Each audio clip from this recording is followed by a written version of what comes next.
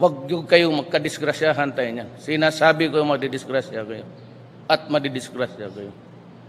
Hindi ako urong dito. And I said, I would stake my honor, my life, and even the presidency.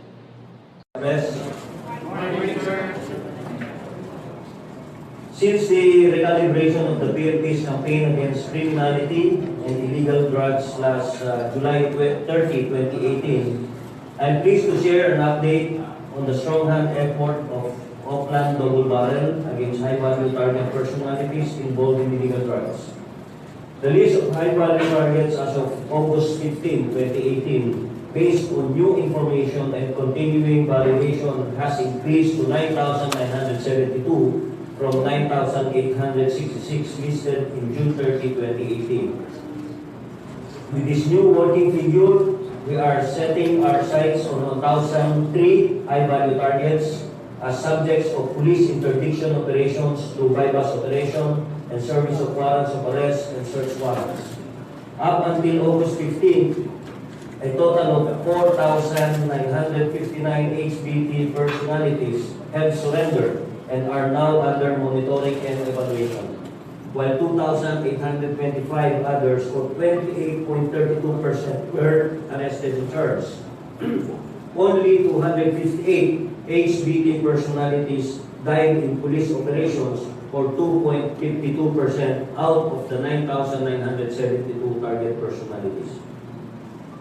There are 654 high-value target personalities who can no longer be located in their last known addresses and areas of operation, while 322 other HBT personalities have become victims of homicide cases under investigation. Because our recalibrated operational trust covers internal cleansing and organizational reform on two separate occasions recently, 3 PNP members in active service who are listed in the Counterintelligence Watch List of the Philippine National Police Directorate for Intelligence and Philippine Drug Enforcement Agency died in separate encounters with arresting officers in Zamboanga City and Infanta, Quezon. In Zamboanga City last Saturday, PO3 Ronald Bernardo and PO2 Maria Oliver Olazo, both assigned with Police Station 9 of Zamboanga City Police Office, were slain in an encounter with a composite team from the PNP Counterintelligence Task Force, PIDEA, Intelligence Group, and SAF, resulting from a bypass operation wherein they immediately opened fire upon sensing the entrapment. The operation stemmed from an intelligence packet provided by PNP IG, stating that both policemen were involved in recycling illegal drugs and known protectors of several drug pushers in Zamboanga City since 2010. Sometime in 2016, the tandem reportedly arrested a certain Lao in Barangay Recodo, Zamboanga City, and confiscated around 4 kilos of shabu, but they only declared 500 grams as evidence and the rest were recycled. Likewise, they are included in the Counterintelligence Watch List of the Directorate for Intelligence and PIDEA Region 9 for their involvement in illegal drugs. 2 weeks ago, last August 9, 2018, PO2 Abitona of Infanta Municipal Police Station of Quezon Police Provincial Office died in a shootout with arresting officers of CITF, PIDEA, and Quezon TPO in Barangay Pilaway, Infanta during a drug bypass operation. The entrapment operation stemmed from intelligence buildup and public text complaint to CITF regarding the nefarious activities of Abitona as reportedly engaged in drug trafficking and recycling of confiscated illegal drugs. Despite his relief from the Station Drug Enforcement Unit and reassignment to an administrative post, he reportedly continued to run his illegal drug activities in the province. Ladies and gentlemen, just as we have promised our anti-illegal drugs campaign to be relentless and chilling, so it shall be. But more so, when police personnel are involved, there will be no mercy. We welcome the monetary reward offered by President Rodrigo Duterte for the neutralization of more ninja cops from the police force. This will encourage the public to provide us more information. However, even without an overall reward, the PNP will continue aggressive counterintelligence operations against these so-called ninja cops. As a restorative left-hand approach, we will apply persuasive dialogue similar to Tokham to give these errant personnel a second chance to mend their ways. In stark contrast to these three infamous ninja cops, I extend the warmest congratulations of the national leadership to 16,840 police commission officers and police non-commissioned officers who were promoted to higher rank today during the simultaneous mass oath-taking ceremonies at the PNP National Headquarters and police driven offices and units nationwide. This system of reward and punishment should give our personnel enough motivation to perform better and fair warning to deviate from our sole duty as servants and protectors of the people. Thank you and good morning. Thank you, sir. Chipin, we will now entertain some questions. Please limit your question to one topic and two follow-up. First question will come from Ann Soberano, Bobo Radio. General, good morning. Sir, kuha lang po ako ng reaction from you. Senator Lacson says that the PNP internal medicine is on the right track. Sir, ibig sabihin nito parang naano siya sa ginagawang effort ng PNP. Sir, may mga pagbabago ba ba or papalakasan ba natin itong internal medicine? As we always have said, no, yung ating internal cleansing is yung principle na sinusunod natin dyan is preventive, punitive, restorative. Yung preventive measure natin is already in place magmula doon sa pag-recruit pa lang. No, gaya nung ginawa ng DBRM natin, yung pagpapublish, number one, yung pagpapublish ng mga names ng mga applicants natin in major newspapers, nationwide yun, in all the regions, and also sa social media. So that kung meron mga kapitbahay o may mga tao na nakakaalam ng kahit anong information doon sa mga aplikante na yun, they can always inform us. And then of course, yung ginagawa natin pang background investigation. Hindi na pang lahatan yan tapos pipirmahan na lang ng kung sino-sino na tapos yung background investigation. And of course, like what happened in the National Capital Region, yung isa na nahuling pulis doon na sinasaktan pa yung asawa at siya ay nagtutulak even before. Sinabi ng asawa niya, even before na siya ay pumasok sa pagpupulis, ay gumagamit na siya at nagtutulak na siya. So we wonder bakit nakapasok yung pulis na yun na gumagamit na siya pala at nagtutulak na siya even before na siya pumasok. So what we did is we all call these batchmates also. Doon sa I gave directive to the National Capital Region, the regional director, to call on all the batchmates of that PO1. So at henceforth, kapag may ganyan, we will conduct profiling on all his batchmates. Kasi hindi malayo na pwedeng meron siyang kasabwat o meron siyang kasama doon sa ginagawang illegal activity. Usually, batchmates, batch yan. Sir, sa reaction sa sinabi ni Senator Lacson na on track ang PNP internal? Well, we would like to thank the senator, no? At least na-appreciate nila yung ginagawa nating internal cleansing. Even during this time, bigat yung ginawa niyang internal cleansing sa PNP. Now, siguro nakita niya, just like during his time, talagang serious yung Philippine National Police, which talagang serious naman na talaga yung PNP dito sa internal cleansing na ginagawa natin. And hopefully, magtuloy-tuloy ito at sana nga, maubos na yung mga mangilan-ilan pang mga misfits or scalawag sa aming hanay. Sir, last na po. Yung sa Sambuanga City, sir, yung dalawang pulis na nakatay. Sir, sabi nyo kanina, nag-recycle ng droga. Ibig sabihin, mga ninja cops to, sir. Pasok sila, sir, sa 5 million reward na ibigay ng Hindi natin alam kung bibigyan. No? Walang word coming from the Office of the President kung magbibigay o hindi. wala pang sinabi. Sabi ko nga kanina, whether may reward o wala, we will continue with our internal terrorism program and of course yung counter-intelligence operations namin against these alleged media hacks. Next question from Rogando is Rich. Sir, good morning. Related doon po rin sa Makati operation naman sa time mark. Kasi I heard you say in while ago na PNP bibigay ng mas magaling pang abogado kaysa yung mga in-arrest mo ng mga abogado sa time mark. Well, usually kasi the TNT, especially pag mga ganyan, mga lawyers or abogado na nakikialam or talagang ini-intimidate yung ating mga kapulisan. I think that our policemen also deserves the best lawyers. So, yung lalong-lalo na yung ginagawa nila is in line of duty. Hindi naman natin sinasabi na kinukonsinti natin sila, but then kung talagang ika-counter sila, if there be counter-charge, we will provide them with lawyers also.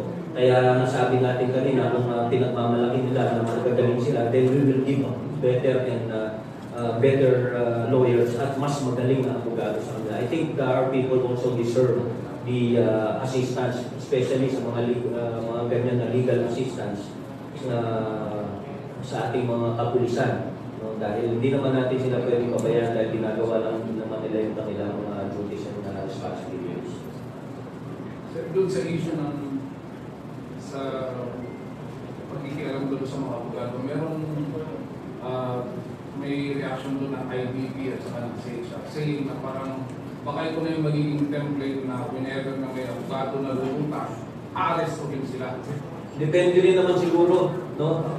Depende rin naman siguro. Remember, yung mga police natin, they know the law also. Although hindi siguro kasing galing ng mga abogado, pero alam din naman nila kung ano yung ginagawa nila. Remember, these people are armed with the legal search warrant. No, hindi.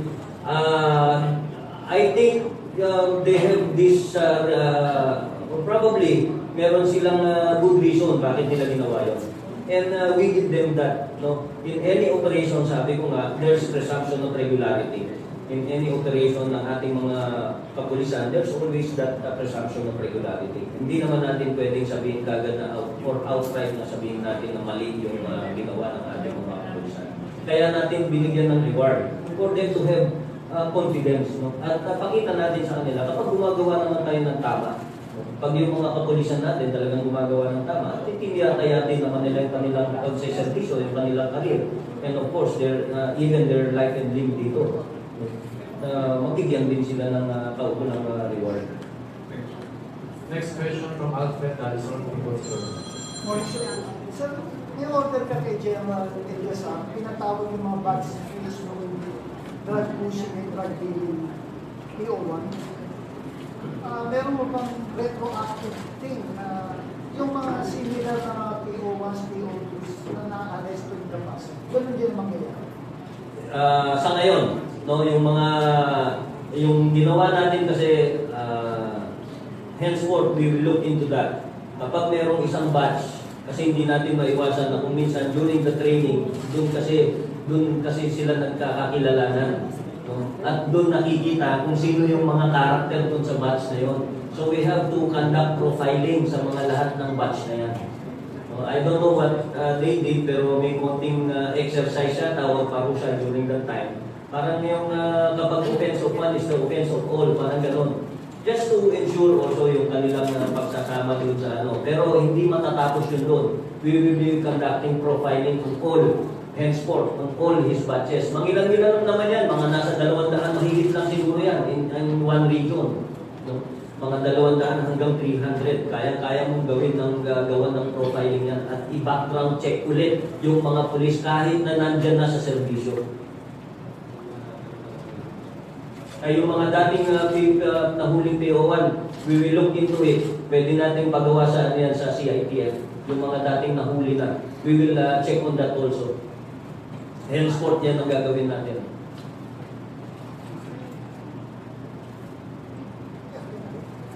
Next question, Erwin Tulfo. Morning, sir. Sa tatlong nahuli na lawyer na baka for for sure, magka-countercharge sila. Ano naman ang tulong na asahan ng mga operatiba? Pinangako nga natin sa ating mga pulis doon na huwag silang matakot at mangamba. Dahil tutulungan natin sila at magbibigay tayo ng tulong ng legal assistance kung kinakailangan, kung maghanap sila ng or wala silang makuhang counsel on their own, then we will get a counsel for them. Yung talagang kaya silang ipagtanggol.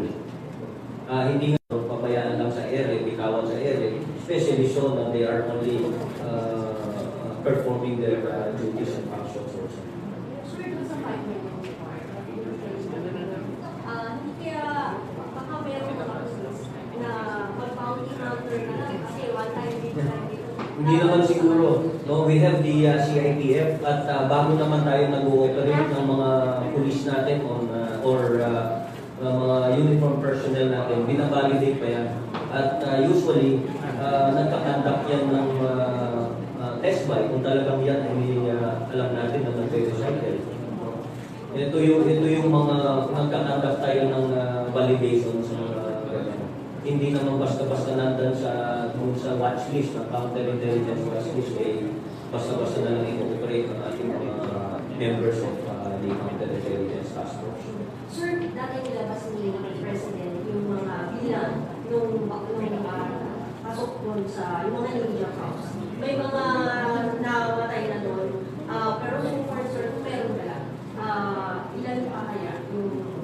Ang nasa CI watchlist natin ay nasa more than 1,000 pa. Hindi ako magaling, nasa 1,700, something like that. More than 1,000 yung nasa CI watchlist pa namin as of this time. Yung mga ninja cops, sir? Not necessarily ninja cops, yung mga nasa counterintelligence watchlist namin na involved in iba-ibang illegal activity, alleged illegal activity. Yung involvement, pati yung mga gumagawa, pati yung na-engage sa extortion and kidnapping. Thank you, sir.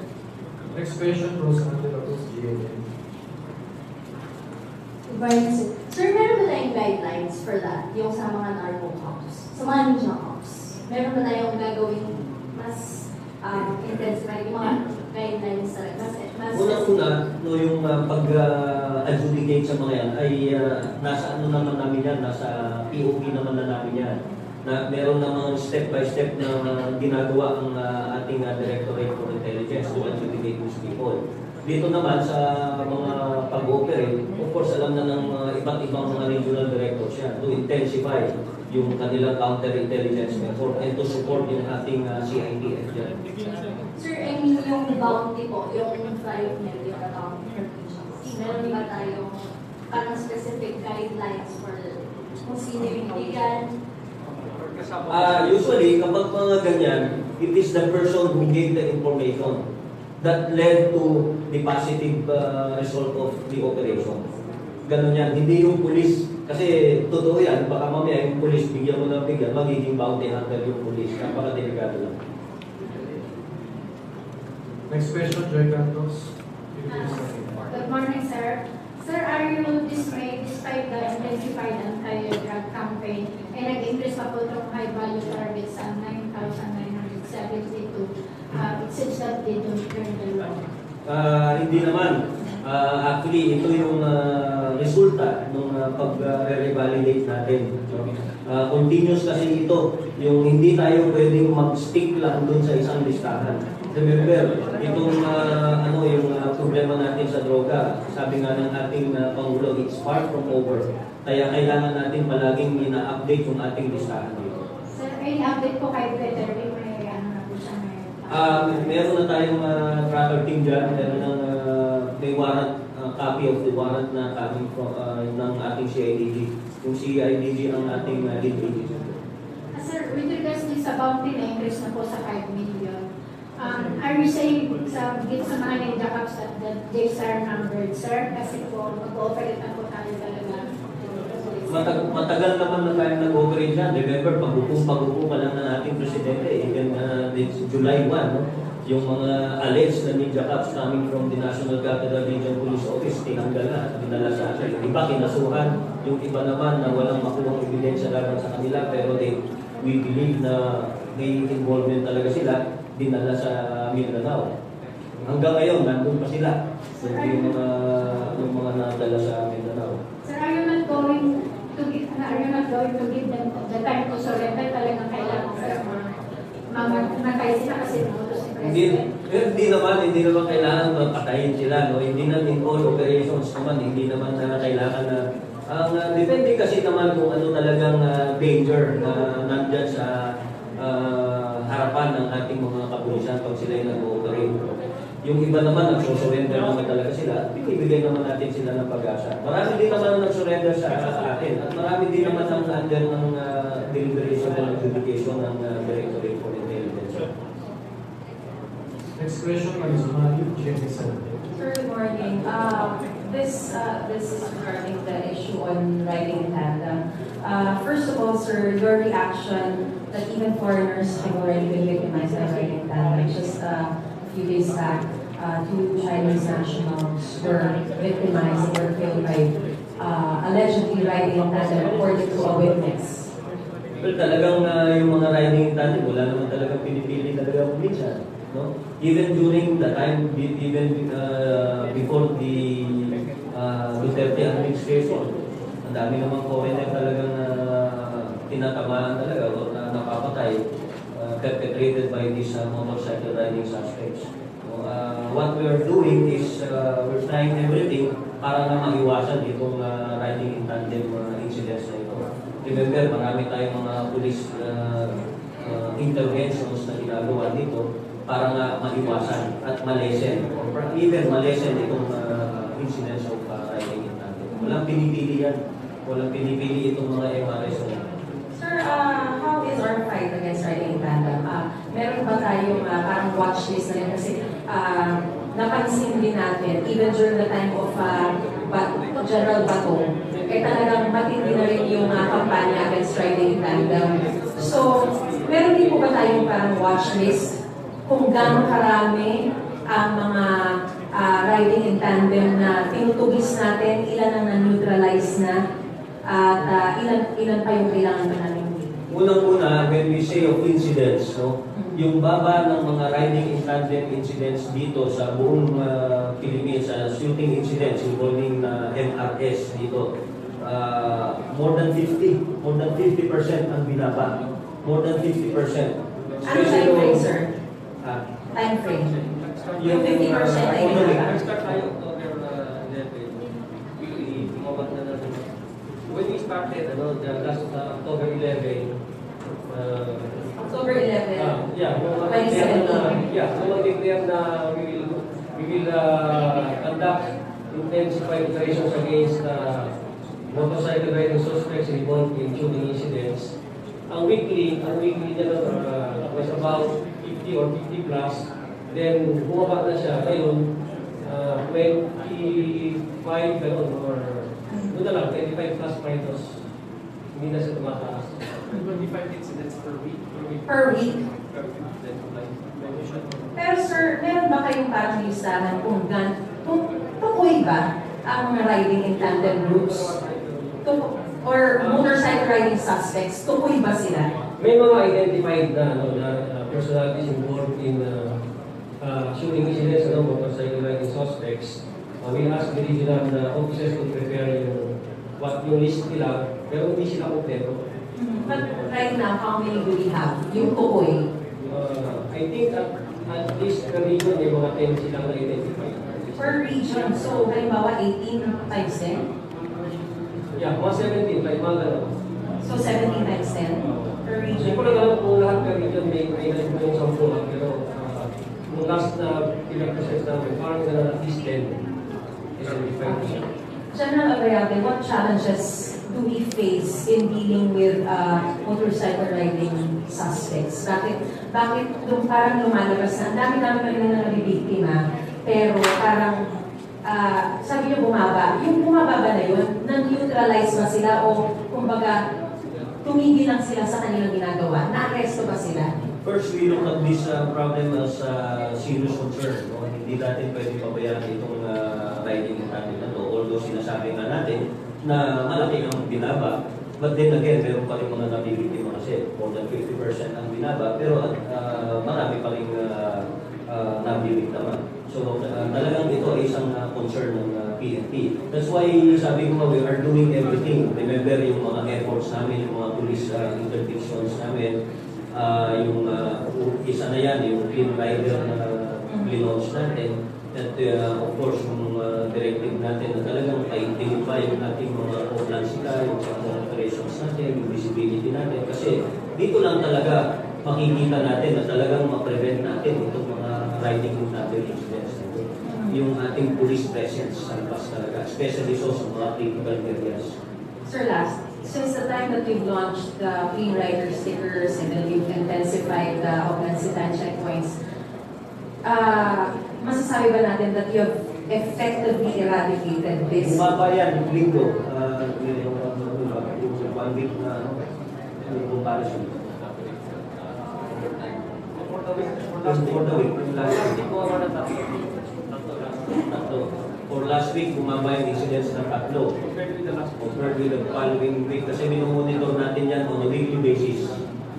So, at na-maintain yun, yung consistent na siya. Consistent yung pagbaba. Pero sir, just to answer the question, yung bang pagbaba ng bilang ng mga MRS or yung mga incidents is because they've been neutralized, they were arrested, or natakot lang sila kaya hindi na sila nag-ooperate? Kasi parang just to let you know, sir, some of the yung criticism is ang dami-daming nabibiktima, ang dami-daming nakapatay, pero parang walang, the perception is parang walang na-aresto.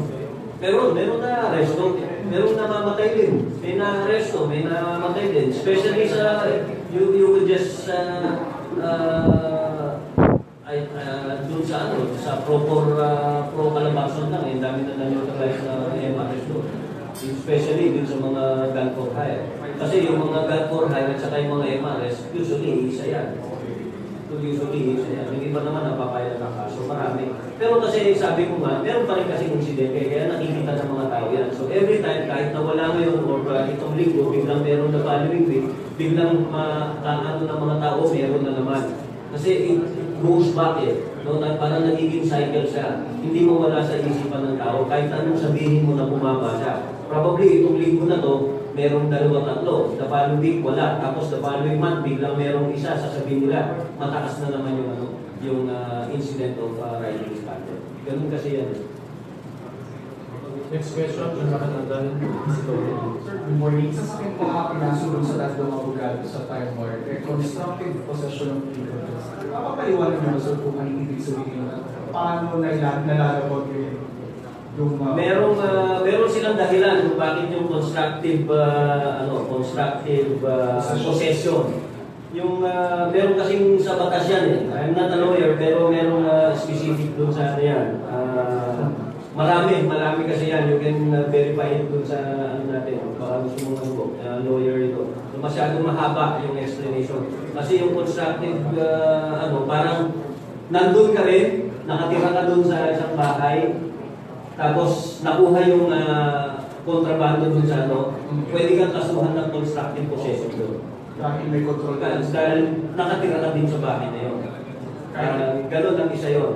Mahaba yan mahaba. I'm sorry, I cannot memorize yung kung anong ibig sabihin ng constructive pero meron nandito binigay sa akin.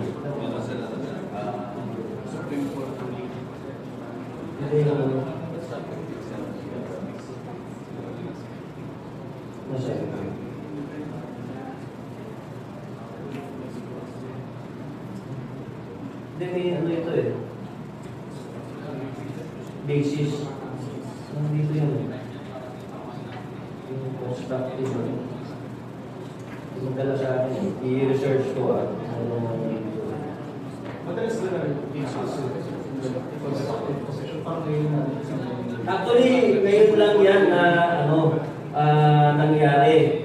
Kasi kaya sinasabi natin probably baka merong comparing reason yung ating mga pulis dyan kung bakit nila ginawa yan. Alam naman natin kapag yung abogado, medyo umaatras na yung mga pulis natin dyan. Pero we do not understand kung bakit dito baka na-intimidate ang ating mga pulis. May nilabas na video si Rambo, yung may binigay na, which is really very fair. In fairness naman, very fair. Makita mo yung palitan ng sagutan ng abogado at saka ng ating kapulisan. So, doon yung yun yung isa, yung isang sabi na si HR, nakaka-alarma yung pag-aresto ng mga pulis sa mga abogado. Kasi actually, hindi kaya mas nakaka-alarma yung pakikialam ng mga tao yung mga doon sa mga pulis natin, di ba? Baka yun ang mas alarming, no? Baka yun ang tignan din natin, no? I don't think na in fairness sa ating mga kapulisan, sabi nga, hindi siguro nila gagawin yun without any compelling reason. Remember that. Alam nila na abogado yan. So let's give respect also to our police personnel. Remember, this personnel, this full police uniform personnel are also humans. So alam naman nila yan. No? Hindi naman nila, I don't think gagawin yan kung meron talagang, kung wala silang compelling reason. Meron silang compelling reason yan kung bakit nagawa yun. So di dapat ikalam mo? Hindi naman siguro. Masyado tayong Why? Ang tanong natin dyan porke ba tayo ay abogado, porke tayo ay ganito, mayaman o mahirap na ganito. Sinabi na nga natin, wala tayong sinisino-sino dito. When you violate the law, kahit sino ka pa, we will arrest you. You remember that? No? We will implement the law without fear or favor. No, hindi natin pwedeng pagbigyan kung yan man ay abogado, o yan ay politician, yan ay ganito, yan ay gano'n. There are no such thing as dito, tawag dito yung nobody's above the law, tandaan natin yan, no? Yung hindi tayo pwedeng magbigay ng special treatment kung kani-kanino. Kawawa din naman yung in fact, yung sabi nga nung station commander nila, parang doon pa nga sila sa aircon na kwarto dinala na lang para na lang for their comfort. Diba? So, ang tanong yung bang mga mahihirap nating kababayan ginagawa natin yun? Special treatment pa rin. Oo, di ba? Special treatment, di ba? Hindi natin pwedeng kailangan dito maging fair tayo. Next question, Erwin Tulfo. Sir, good morning, sir. Sir, just an additional explanation of the increase of the high-value targets. Kasi more than 2 years after the drug war was launched, parang dami na naman ay sa police operation. On a layman's point of view, yung drug problem was supposed to be decreasing. Pero with the additional number of high-value targets, so hindi mo rin ma-assess na bakit nag-increase. Nag-decrease naman talaga yung natin, nag-improve naman talaga yung peace and order natin, especially so yung drug situation sa ating bansa. Makikita naman natin yan Ang lang dito is talagang marami pa rin tayong dapat targetin, marami pa rin tayong dapat monitorize at dapat ituloy-tuloy natin ito. Hindi tayo pwedeng mag-relax din sa after the accomplishment o yung nakuha natin na first list, no? Yung unang ginawang listahan, although na-neutralize na, hindi tayo pwedeng tumigil ito. Kailangan ito yung mga may bagong listahan tayo. Kaya tayo tuloy-tuloy, continuous yung ating pagbabalibay. So, sir, you agree with the President na this is far from over and could go beyond this term? Hopefully, hindi naman go beyond his term. Sana, but before his term, we will be able to at least mailagay itong we can put the drug problem talagang negligible na. No? Ito yung gusto nating mangyari. Even before his terms his term will end. May maging negligible na itong problema natin ng illegal drugs. Yun ang talagang gusto natin mangyari. Sir, doon sa reward, sir, since may increase ng reward, would you know, sir, kung may mga takers ng 2 billion pa lang yung reward? Kung may mga nabigyan na gano'n? pera ng reward? Wala pa tayong nabigyan. I'm sure dadaan sa ano yan, sa mga different directors. Sir, one last, maybe bisa updated about nung alleged misconduct dun sa soldiers and policemen. Ano na po sa nangyari? Tapos na ba yan o may findings na in-stop po?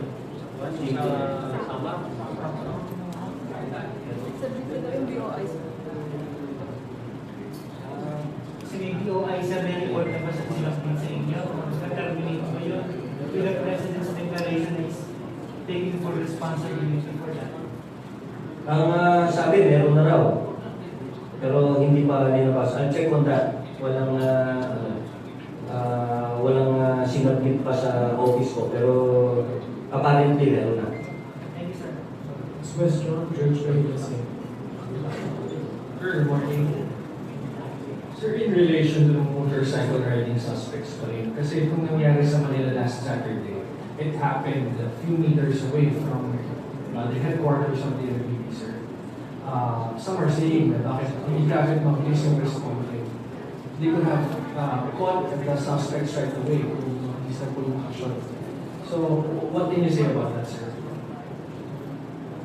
Well, titignan natin yan kung bakit hindi ba naka-responde yung mga polis kagad. Hindi naka-responde raw. Well, sir, yes, kasi apparently... Yan yung sa MRT, LRT. Yes, sir. Kasi parang It's like dalawang sinasabing foreign looking Yes, sir. Yes, sir. Chinese yung dalawa eh. Chinese. We'll check on that, no? Kasi nalaman ko lang din yun nung nag-report din si RD ng NCRT. Sir, another thing about that incident, kasi yung isa po sa napatay dyan, si Yan Yishu. He is a person among those arrested in kasama ni Colonel Marcelino, sir. Sa isang, si IDG pa nakahuli lang, sir, that time. We're just looking into the possibility na ano po kaya? Pwede kasi yan. Pwede. Sabi nga natin, it could be a drug war. No? Dahil tama yung sinabi mo. It turned out na itong dalawang police na to, dalawang Chinese na to, are allegedly involved in drug peddling big time. Itong dalawa na to. So, we're looking into that possibility na parang drug war ito. Kaya tinitingnan natin dito. Kasi malaki ang posibilidad na itong dalawang Chinese na to are big time drug peddlers. Source sila ng sapuli. Sir, last na po, putuloy doon sa missing counter, sir. I-clarify ko lang. Sir, tapos na yung probe ng DOI? Yes. Okay, it was already. Yes, sir. tapos na. Next question, Luis Samonte. Sir, good morning po. Sir, linawin mo lang po yung sinasabi ni President Duterte na pag-million reward. Pwede ba sir mag-participate yung mga civilian? Yes, of course. Oo. Kaya nga ito, kapag isang tao nagsasabi na police, basically the reward goes to the person that gives the information that led to the positive neutralization, arrest, or whether na-arrest ko yan or napatay yan in the police operation. Basta nag-positive yung police operation na yun, civilian usually ang binibigyan dyan. It's the asset. Hindi yung police, hindi yung kung sino nag-operate. It is the person who gave the information. Yun ang binibigyan ng reward dyan. So pwede kayo. Pwede sir, para kami. Eh, how about sir yung mga civilian? Huwag lang yung kalaban yung police, ha? Hindi po, tulong po tayo. Sir, paano naman yung mga civilian, sila mismo yung papatay? Pwede ba yun? No, no. Hindi pwede yun. Parang hindi ka sabi lang. You have to give the information to the people, to our PNP uniform personnel. And then, kung hindi naman siya member ng CITF natin, ibibigay niyo sa CITF yan, and then the CITF ang bakit. Sir, is it not encouraging violence sa mga police? Hindi naman. I don't think maabuso yan. Alam din pa na ng ating mga kapulisan yan. Hindi naman bago yan mga reward na yan. Eh. No, ito lang talagang malaki. No? Malaki yung reward na yan. Although as of this time, wala pa nga nag-react ng pulis natin.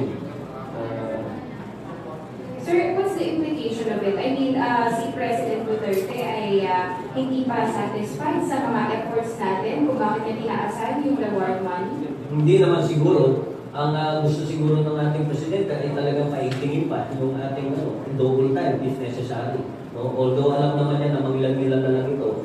And it's really very frustrating on his part probably dahil makita mo naman even the members of his cabinet na palagi niyang inuulit-ulit na wala nang ayaw niya ng korupsyon, ayaw ng krimen, ayaw ng illegal na droga, pero meron pa rin allegedly na involved even in our ranks. No? Even during the time of Chief Bato, siguro kaya siya napupustrate despite his effort, yung kanyang talagang yung kanyang effort na talagang o yung kagustuhan niya na malinis yung aming hanay, eh meron pa rin mga ganyan na i-involve sa aming organisasyon. So this probably is some sort of merong frustration or disappointment pa. So, para mawala na totally itong problema na yun. Thank you, sir. Next question, Sass, from the Philippine start. Sir, nandito po. Sir, since nag-increase tayo ng number of HPD, can you give us an overview?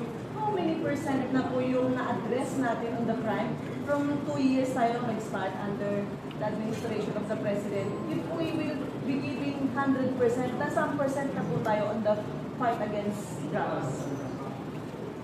Tayo, hindi kasi natin talaga ma-quantify yan. No? Hindi natin ma-quantify yung problema natin ng illegal drugs dahil every now and then may lumalabas parang na ganyan. No? At every now and then, meron pa tayong nakukuha na mga kilo-kilo talaga. At meron pa rin tayong nababalitaan na may may mga allegedly, no? Nakalusot pa o may pumapasok dito coming from the shores. So hindi natin kasi mabantayan totally yan kaya hindi natin ma-quantify. What are indications that we see ay mga magagandang indikasyon lang is the improvement on our patient order. Doon lang tayo nagpapasya. But kung di ma-quantify natin yung problema sa illegal na droga, hindi natin ma-quantify. Like walang 50%, 60%, walang gano'n? Hindi natin siguro maano yan. Kasi you do not know the exact amount or even the estimate kung gaano pa karami ang nandito sa loob ng Pilipinas, kung ilan pa talaga ang nandito na umiikot na illegal drugs sa ating bansa. Hindi natin mako-quantify. But before sinasabi natin, we are winning because of the peace and order, improvement of the peace and order. Yes, doon tayo nagbabasihan because these are good indications. Indicators kasi itong mga to eh. Ito yung mga indicators na nag-i-improve tayo on while we are doing this war on drugs. That's why we say that we are winning in this war on drugs. It's because nag-i-improve yung ating peace and order situation sa buong Pilipinas. 2 weeks after natin nag-recalibrate, is there any significant parang points that you could tell us doon sa approach natin in the anti-crime campaign? Well, una, ang ginawa pa lang natin is yun nga, yung sinasabi na may bago tayong listahan, isa yan. Isang, ginawa natin, yung recalibration natin. Kasi hindi tayo pwedeng, even the Tukhang, it can be done now even during holidays. Kasi there are subject for Tukhang o yung mga nasa watch list na nagtatrabaho ng weekdays. And we can only see, approach them or pwede lang natin sila mapuntahan sa kanilang mga tahanan during weekends and holidays also. Thank you, sir. Next question, Albayalde.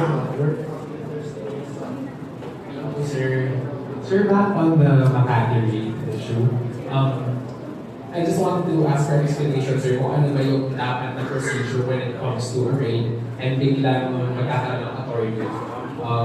I know you're also familiar with this being the former NCRPO chief, sir. Kung nag-raid ba, anti-drug raid or implementation of a search warrant, tapos nagkaroon ng abogado, paano ba, sir, yung screening process para pwede talaga silang sumama sa raid? Kasi di ba ang sinasabi, sir, ng mga station officers is pumasok na lang sila na walang pahintulot, walang authority or anything.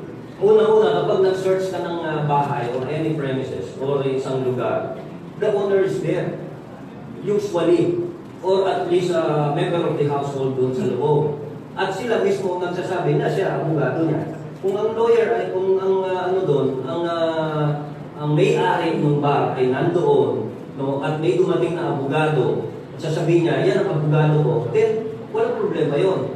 what happened there is, tinatanong siya if he's representing na ano, he said probably, parang gano'n. Hindi niya kasi masabi na he or she is representing yung mismong yung doon, yung may-ari, no? Hindi ka pwede kung basta-basta mag-bar sa isang merong police line yan, ongoing yung search, especially so, napakasela niyan, you might tamper with the evidence also, no? At binubuksan yung isang compartment or isang vault yata, and they're preventing them, the policemen, from opening that vault yata yun, hindi ako magkamali. So, anong authority mo para huwag mo pahintulutan o prevent yung mga pulis na buksan yung bagay na yun? Yun yung isang doon. No? Wala kasi silang authority, walang sinabi. You should have that explicit authority from the owner that you are that he or she is appointing you as his or her legal counsel. Kasi sir, sinasabi ng mga abogado. Wala nang bawal dun eh. Yung pag-abogado, pumunta, marami na rin akong sinarnawalan na nandun yung abogado eh. Pero never silang nakyalam. They observe, pero hindi sila nakyalam. Marami na rin abogado na pumunta dyan, pero never silang nakyalam. At never silang in-intimidate yung ating mga pulis. Probably they could have even help the policemen na kung ano ang dapat gawin. Di ba? Ito, pwedeng legal ito, boss ng parang ganon, ito ng di ba? They could have probably guided our policemen. You do not intimidate. That's different eh, when you guide and intimidate a policeman serving search warrants. No? Pero sir, kasi ang sinasabi ng mga abogado, minsan biglaan lang talaga pinapatawag yung mga associates or mga lawyers na mga kliyente nila.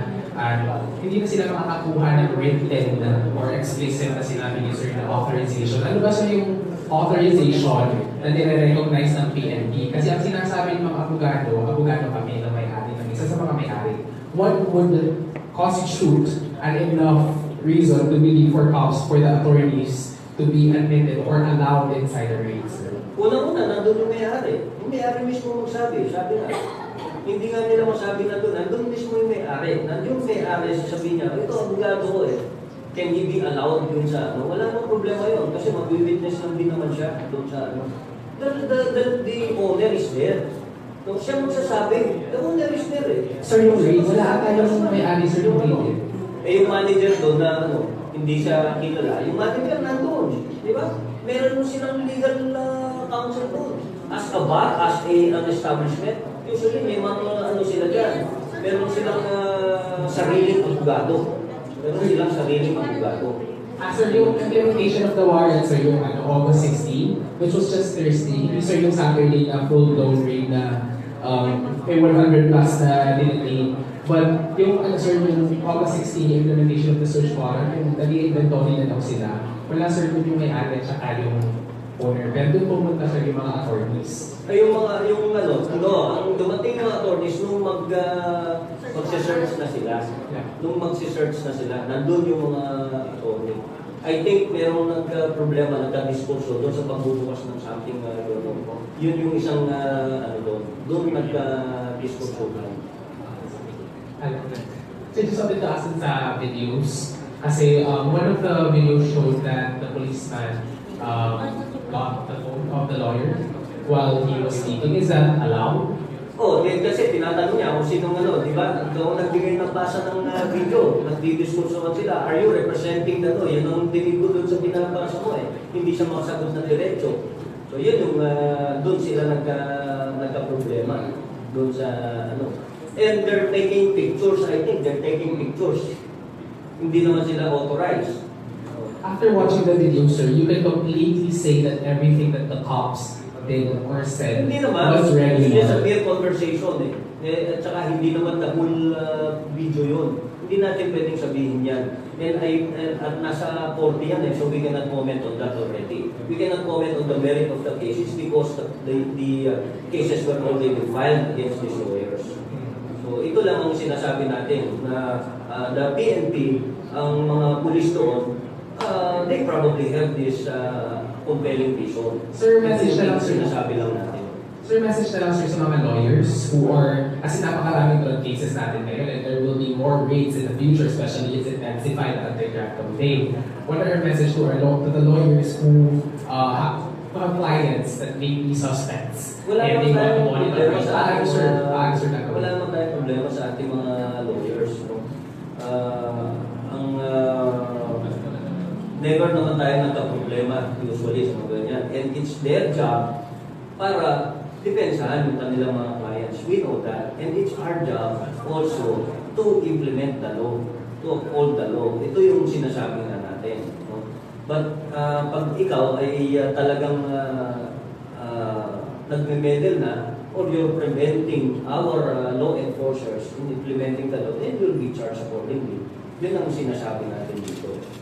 Wala naman tayong pinagbabawal sa mga abogado dahil yan ang karir nila. No? Yan ang ano nila, parang doktor yan. Hindi natin pwedeng pagbawalan na gamutin yung isang tao whether yan ay naparil because of drugs or hindi.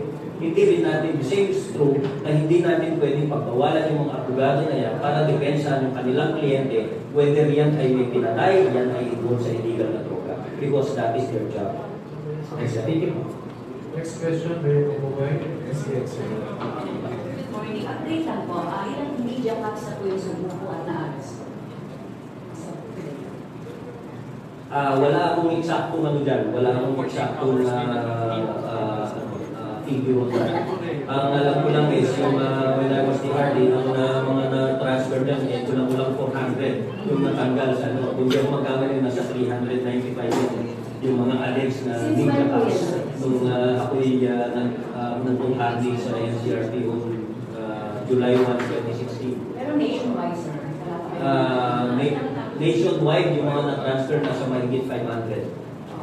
Tingin niyo, sir, nararamdaman o tinatagdan ba yung mga ninja packs na ito sa fencing program? Oh yes, alam nila. Alam nila. Marami na rin naman nararamdaman namin na nagbago na rin naman. Yung mga allegedly na mga nasa CI watchlist natin, marami naman tayo nakikita na nagbabago. And I think they know that we are serious of this. Marami tayong dyan. Meron lang talaga na talagang hindi magbago is because that is part of their yung pagkatao, yung character. Yung napakahirap baguhin kasi. Pag yung ganung pag-uugali ay character na nga ng isang tao. Ilang pulis sir yung nakasuhan or ongoing yung investigation? Marami. Ang kung hindi ako magkamali, ang meron ng nasa 6,000 mahigit. Kung di ako magkamali, nasa 6,996. If I remember right, yung aming 6,996. Meron akong eksaktong figure dyan. Magmula nung July 1, 2016, na-charge lahat na yan for several reasons. From light offenses to grave misconduct, grave offenses. Ang na-dismiss dyan is nasa 1,800 mahigit. Service po. Nasa from the service na-dismiss dyan. Mahigit 1,800 na na-dismiss from the service. Next question, Rogando. Sir, yung send resolution sa sama, when can we expect the two officers the rest of the investigation? Pag nakarating na sa akin, ang nangyari kasi dito, yung kung sino yung board of inquiry natin doon sa Samar, sila din ang inutusan natin ngayon para mag-imbestiga doon sa nangyari doon sa Samar ulit. Never yung Lapinig Station. So sila ulit ang nandoon. They're now conducting the investigation also doon sa na-raid na police station doon. The same people, the same officers. Last question, Alfred Gatsa. Good morning, last question. Sir, very busy ang PNP sa war against drugs and criminality. Pero this early, how are you preparing for the coming midterm elections? Sir, malapit na po yung filing ng candidacy and less than 1 year. Less than 1 year, sir, isa na po. Well, we've started it even few months back pa, when we gave directives sa iba't tignan lahat nila, no?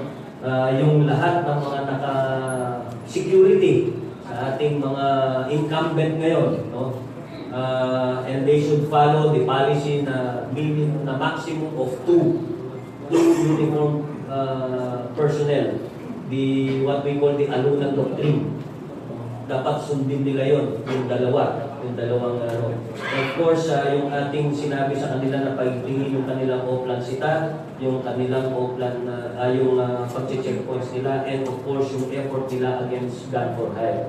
So, of late, makita nyo naman, yung lalong-lalo na sa pro-Calabarzon, napakarami nilang na-neutralize at na-arresto na gun for hire at na-recover ng mga loose firearms din.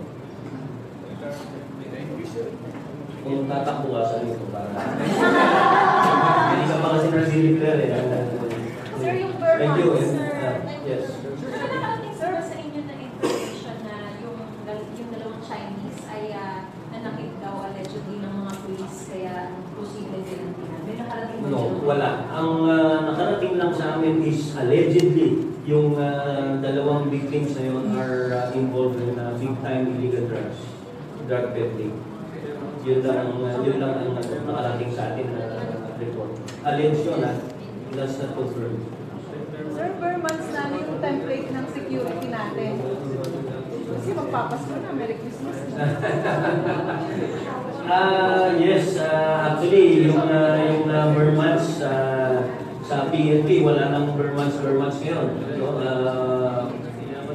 from the very beginning, kung gaano yung intensity ng aming operations, ganun din yung intensity, dire-diretso yan. Hindi kami magre-relax yan. So hopefully, masira yung trend na pagdating ng mga per months ay tumataas yung ating crime volume. For the past 2 years, hindi na natin nakita yung trend na yan. Yung per months, hindi na natin nakita yan. Nawala na yung trending na yan na pag sumasapit yung kapaskuhan na tumataas yung crime trend natin, particularly on crimes against properties. Sir, clarify ko lang. Kung 48 hours na binigay ni Pangulong ultimatum sa mga nasa so walang sumuko within that period since Friday? Wala akong alam na sinabi sa akin na sumuko. Dito sa National Headquarters, as far as we report and walang report yung ating wala namin dyan. Baka maglagay tayo ng amnesty link. Pero naman, kasi we have this adjudication process naman. Parang normal watch list yan, that we have the drug watch list. Pareho din yan yung counterintelligence watch list natin. And we will afford them with the process. Thank you. Sir, will we give protection to the policemen who may mga susuko po? Kasi baka kung may susuko man, sir, baka targetin naman sila ng mga sindikato.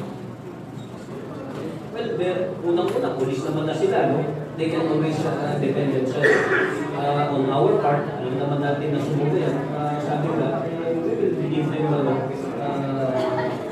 we will afford them due process. And also, we will respect their rights. Yung pag-protection naman siguro sa sarili na, ensure they can protect themselves. Armado yan. At alam naman nila kung paano. At alam nila, ensure, kung talaga sila involved sa drug trafficking, alam nila kung sino kalaban nila. Thank you, sir.